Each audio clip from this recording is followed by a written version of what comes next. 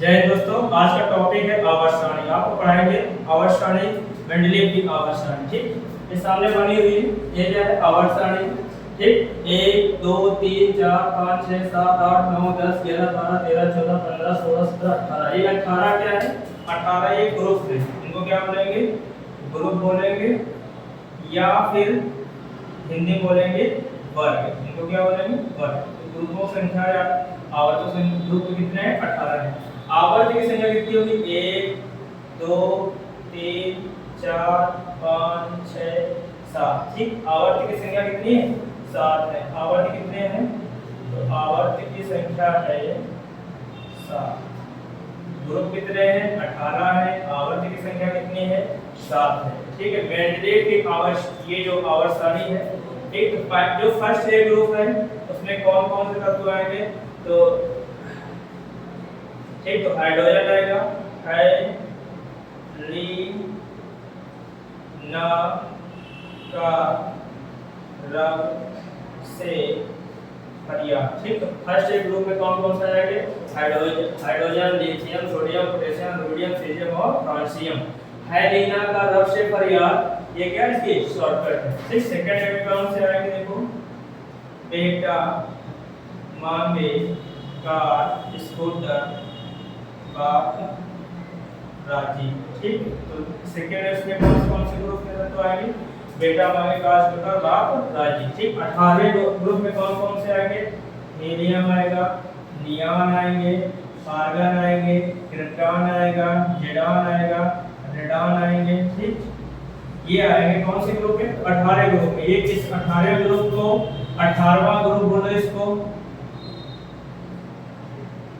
या अक्री गैस से, अक्री गैस से बोलो, या कौन सा ग्रुप बोलो? 18वां ग्रुप बोलो। इसके नाम से जाने जाते हैं। ठीक, ये कौन सा गैस, इसको कौन सा ब्लॉक बोलेंगे? एस ब्लॉक एलिमेंट होंगे। ठीक, ये कौन से ब्लॉक के एलिमेंट होंगे? P block element, S block element, P block element, और इसको कौन सा बोलेंगे? D block element. इसका कौन सा ब्लॉक एलिमेंट बोलेंगे? तो डी ब्लॉक एलिमेंट बोलेंगे।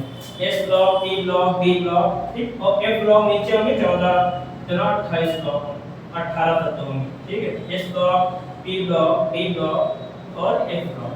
ठीक, अगला देखो, 3 से लेके 12 तक का जो ग्रुप है, ये कौन से? डी ब्लॉक तत्व है, या इनको ये बनी क्या हमारी आवर्त सारणी। ठीक, 3 से लेके 12 तक का ग्रुप को क्या बोलेंगे? डी ब्लॉक तत्व बोलेंगे, या इन्हीं को 3 से लेके 12 वाले को संक्रमण धातुएं भी बोला जाता है। ठीक, 3 से लेके 12 वाले को क्या बोलेंगे? संक्रमण धातुएं। ठीक, इनको कौन सी धातुएं बोलते हैं? तो संक्रमण धातुएं बोलते हैं। इंग्लिश में क्या बोलेंगे? Transition element, transition, ELEMENT। ठीक, इंग्लिश में क्या बोलेंगे? ट्रांजिशन एलिमेंट या संक्रमण धातुएं बोलते हैं। कहां से लेके? 3 से लेके 12 तक। ठीक है, अगला देखो, hydrogen 1, helium 2, lithium, beryllium, boron, carbon, nitrogen, oxygen, fluorine, chlorine, bromine, iodine और एटम। ठीक, अभी पूछा गया हैलोजन परिवार के तत्व कौन से होते हैं? कल के पेपर में आया हुआ क्वेश्चन है। ठीक, तो हैलोजन परिवार में कौन से? फ्लोरीन आएगा, क्लोरीन, ब्रोमीन और आयोडीन। फ्लोरीन आएगा, क्लोरीन आएंगे, ब्रोमीन आएंगे और आयोडीन आएंगे। ये किस परिवार के तत्व होंगे? तो हाइड्रोजन परिवार के तत्व होंगे। ठीक, कौन कौन से? फ्लोरीन, क्लोरीन, ब्रोमीन, आयोडीन क्या होते हैं? हैलोजन परिवार के तत्व होते हैं। कल के एग्जाम में क्वेश्चन पूछा गया। ठीक है, सबसे ज्यादा इलेक्ट्रॉन बंधुता किसकी होती है? तो क्लोरीन की होती है। सर्वाधिक इलेक्ट्रॉन बंधुता क्लोरीन की, सबसे ज्यादा विद्युत ऋणात्मकता क्लोरीन की।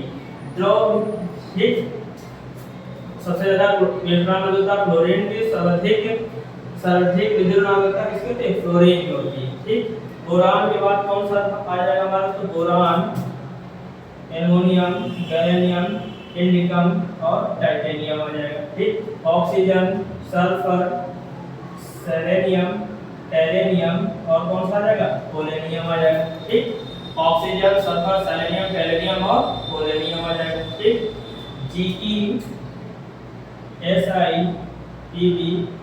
हो जाएगा। फिर नाइट्रोजन, फास्फोरस, आर्सेनिक, एंटीमनी और कौन सा जाएगा, बिस्मुथ आ जाएगा। ये कौन से ब्लॉक के तत्व होंगे, तो पी ब्लॉक एलिमेंट होंगे। ठीक, कौन से ब्लॉक के तत्व होंगे, तो पी ब्लॉक एलिमेंट होंगे।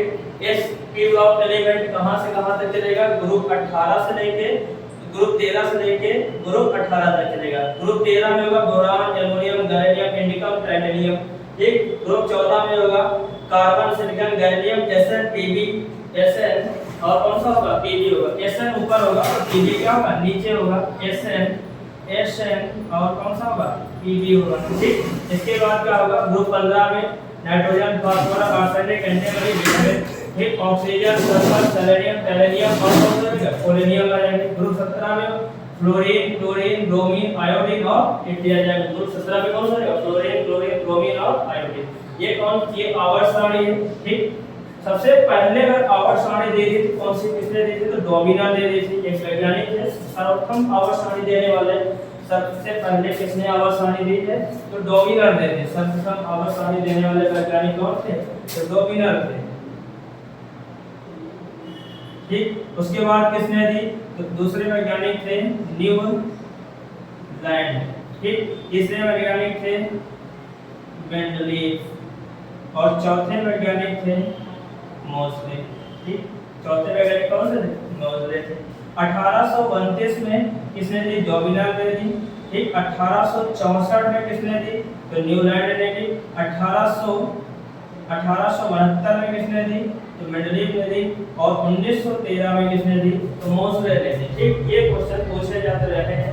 डोमिनर ने 1829 में, न्यूलैंड ने 1864 में, मेंडलीव ने 1869, मेंडलीव ने 1833, मेंडलीव ने कब दी, तो मेंडलीव ने दी थी 1869 में दी थी। मेंडलीव ने 1869 में और मोज़ले ने कब दी, 1913 में दी। ठीक, तो मेंडलीव की आवर्त सारणी, ये इनकी जो डोमिनर की आवर्त सारणी थी, इन्होंने ट्रायड मॉडल दिया था। कौन सा मॉडल दिया था, तो ट्रायड। ठीक, कौन सा मॉडल दिया था, ट्रायड मॉडल दिया था, ट्रायड। ठीक, इसके बाद न्यूटन ने बताया कि पहला तत्व है अपने 8वें तत्व से समानता रखता है। ये किसने बताया, तो न्यूटन ने बताया। लेकिन मेंडलीव ने क्या किया, तो मेंडलीव ने 1869 में दी थी। मेंडलीव की जो पीरियोडिक टेबल थी वो परमाणु, मेंडलीव की पीरियोडिक टेबल किस पर आधारित थी, तो परमाणु भार पर आधारित थी। ठीक है, मेंडलीव की जो पीरियोडिक टेबल थी वो किस पे आधारित थी, तो परमाणु भार पर आधारित थी। इंग्लिश बोलेंगे इसको एटॉमिक भार, मतलब वेट, WEIGHT। ठीक, काहे पे आधारित थी, तो एटॉमिक वेट पर आधारित थी। इसके बाद जब आधुनिक आवर्त सारणी ये काहे पर आधारित है, परमाणु क्रमांक पर आधारित। आधुनिक आवर्त सारणी काहे पर आधारित है, परमाणु क्रमांक, या इंग्लिश बोलेंगे एटॉमिक, NOMBER। आधुनिक आवर्त सारणी एटॉमिक नंबर पर आधारित है। ठीक है, आधुनिक आवर्त सारणी किस पर आधारित है, तो एटॉमिक नंबर पर आधारित है। आधुनिक आवर्त सारणी एटॉमिक नंबर पर आधारित है। ठीक, सबसे पहले आवर्त सारणी किसने दी थी, तो डोमिनर ने दी थी। फिर उसके बाद दूसरे नंबर पर आवर्त सारणी किसने दी, न्यूलैंड ने दी। तीसरे पर 1869 में किसने दी, मेंडलीव ने दी, जो परमाणु भार पर आधारित है।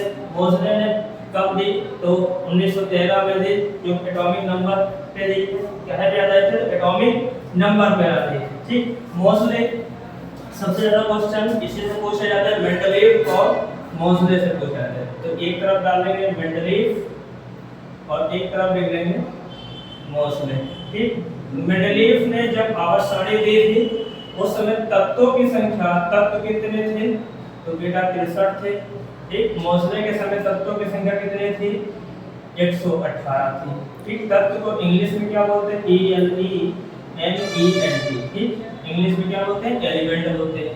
ठीक, अगला देखो, मेंडलीव के समय जो आवर्त थे, ये वाले खड़े खड़े क्या होंगे, आवर्त होंगे। तो आवर्त इंग्लिश में क्या बोलेंगे, पीरियड बोलेंगे। आवर्तों की संख्या मेंडलीव के समय कितनी थी, तो 7 थी। और वर्ग कितने थे, तो तो 9 थे। आधुनिक आवर्त सारणी में जो आवर्त हैं, आवर्तों की संख्या कितनी है? 7 है और वर्ग की संख्या कितनी? 18 है। आधुनिक आवर्त सारणी में आवर्तों की संख्या 7 है और वर्ग कितने हैं?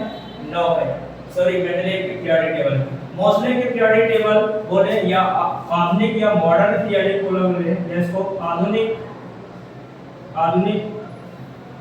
आवर्त सारणी बोले, तो इसको आधुनिक आवर्त सारणी भी बोला जाता है। अगला पहला हो गया, दूसरा, तीसरा अगर कुछ है अगला क्वेश्चन, जो मेंडलीव की आवर्त सारणी थी ये परमाणु भार पर आधारित थी, परमाणु भार पर आधारित थी। जो आधुनिक आवर्त सारणी है वो परमाणु क्रमांक पर आधारित है। आधुनिक आवर्त सारणी कहाँ पे आधारित है? परमाणु क्रमांक। इंग्लिश में बोलेंगे एटॉमिक वेट, इसको बोलेंगे एटॉमिक मास। ठीक है, ये क्वेश्चन पूछा जा रहा है। ठीक, अगला क्वेश्चन पूछा जा रहा है जो, ठीक है, तत्वों की संख्या कितनी है? 63 है और तत्व इनके संख्या 63 है, मोलर की संख्या 118 है, आवर्त कितने हैं? 7 है, वर्ग कितने हैं? 9 है। आधुनिक आवर्त सारणी आवर्त 7 है, आवर्त के में पीरियड होते हैं, वर्ग कितने हैं? 18 है।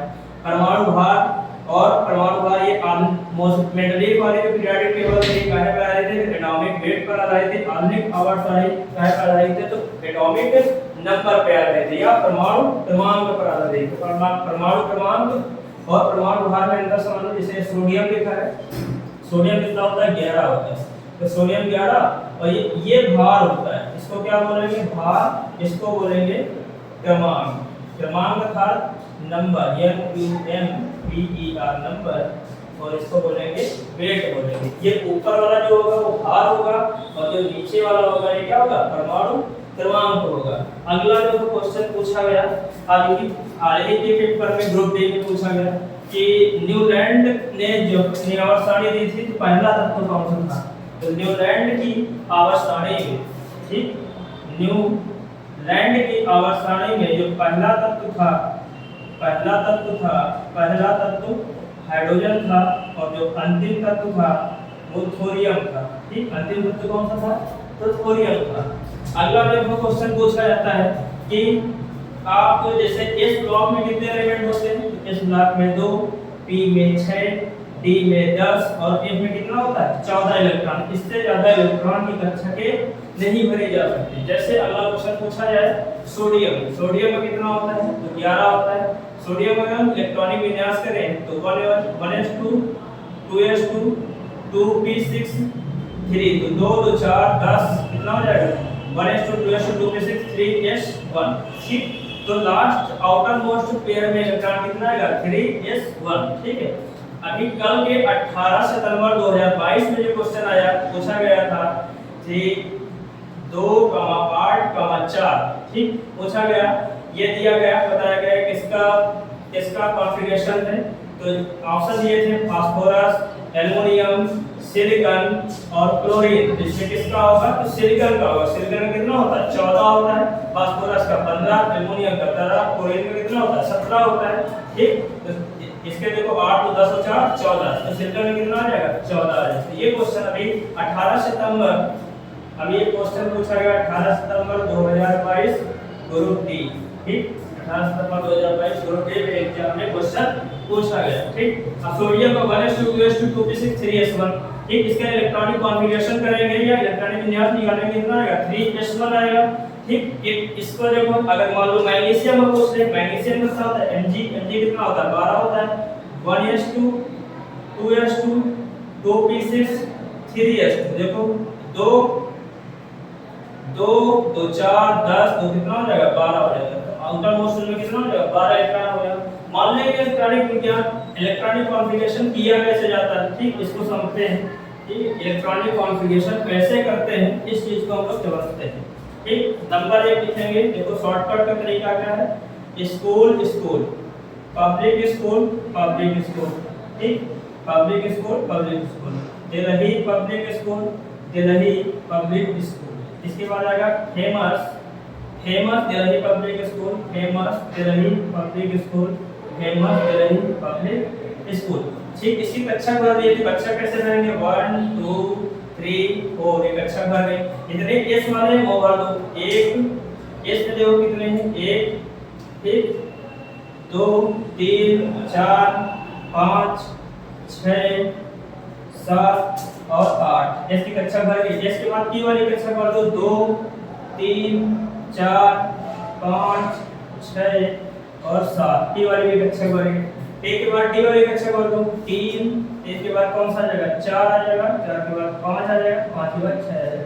एफ वाली कक्षक भर दो। 4 4 के बाद कौन सा आ जाएगा, 5। देखो ये भर गई कक्षक। अब कक्षक भरने के बाद अब है मान लो मैं किसी भी तत्व का कक्षक भर जाने के बाद कक्षक भर गई। अब किसी भी तत्व का हमें इलेक्ट्रॉनिक कॉन्फ़िगरेशन करना है तो देखो कैसे करेंगे। जैसे अभी सोडियम हमने लिया था तो सोडियम में कितना होता है, 11 होता है।